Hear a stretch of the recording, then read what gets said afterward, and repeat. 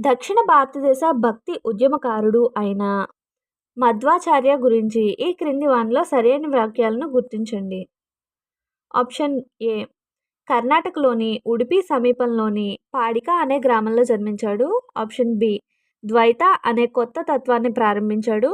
Option C, ప్రపంచం మిథ్య కాదని అది వాస్తవమని ప్రపంచం మిథ్య కాదని అది వాస్తవమని మధ్వాచార్యులు వాదించాడు. Correct answer